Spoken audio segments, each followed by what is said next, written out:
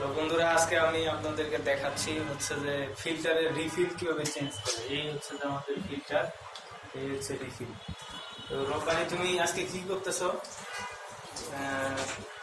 ফিল্টারে refill change করছো। পানির লাইনটা অবশ্যই বন্ধ করে নিবা, নাহলে পানি পড়বে। পানি লাইনগুলো বন্ধ করে নিবা, সুইচগুলো বন্ধ করে নিবা, নাহলে দেখা গেছে যে তোমার পানি পড়বে। নিচে একটা মগ ধরে নাও, মগ ধরে নাও, বাম পাশে খোলো।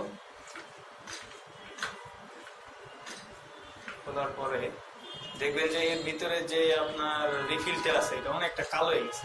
দীর্ঘ 1 মাস যাবত এটা চেঞ্জ করা হয় না। দেখুন, রিফিলটা অনেকটাই কালো হয়ে গেছে।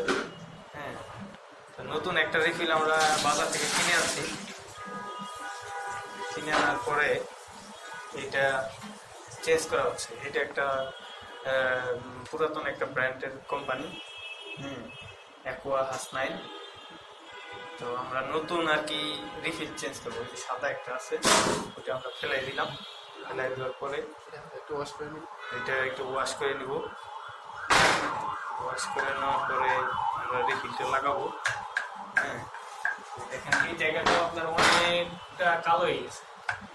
এই জায়গাটা কালো হওয়ার কারণে কি হয়েছে যে পানিটা আপনার খাওয়া যায় না। এটা হচ্ছে যে পানির স্ট্রোক যে থাকে, ফিল্টারের স্ট্রোক, পানির যে স্ট্রোকটা থাকে এখান থেকে মূলত পানিটা বের হয়। এগুলো হচ্ছে যে আপনার রিফিল চেম্বার। হ্যাঁ, তো এটা হচ্ছে যে সুইচ, ইলেকট্রিক বোর্ড। এখান থেকে মনে করেন যে পানিটা গেল। তো আমাদের রব্বানি সাহেব এটা আর কি পরিষ্কার করতেছে ভিতরে। পরিষ্কার করার পরে দেখা গেছে যে আপনার এই নতুন যে রিফিলটা আছে এটা আমরা লাগাবো। অলরেডি পরিষ্কার করা হয়ে গেছে। নতুন রিফিল লাগানোর জন্য অবশ্যই সতর্কতা অবলম্বন করবেন।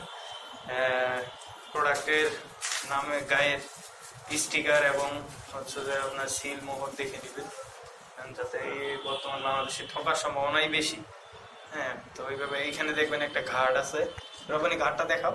হ্যাঁ, ঘাটটা আছে, এই ঘাটটা। তো এই ঘাটের সাথে বনায় দিতে হবে, নইলে পানি বেরিয়ে আসবে। যার কারণে দেখা গেছে যে আপনারা লাগানোর পরে, ফিটিং দেওয়ার পরেও দেখা গেছে যে পানি পড়বে। সুতরাং সুন্দর করে আপনি ঘাটে ঘাটে বনায় দিতে হবে।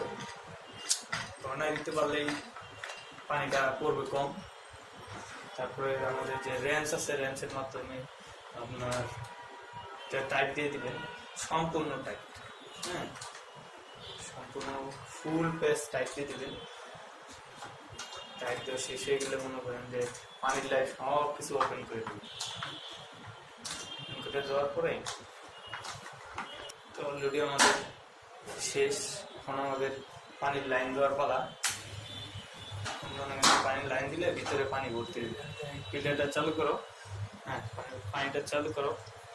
দেখেন পানি কি প্রবাহ চলতেছে। একটু সময় নেবেন, ধৈর্য ধারণ করবেন, তাহলে পানিটা আপনার ভালো পানি বেরোবে, ফ্রেশ পানি বেরোবে।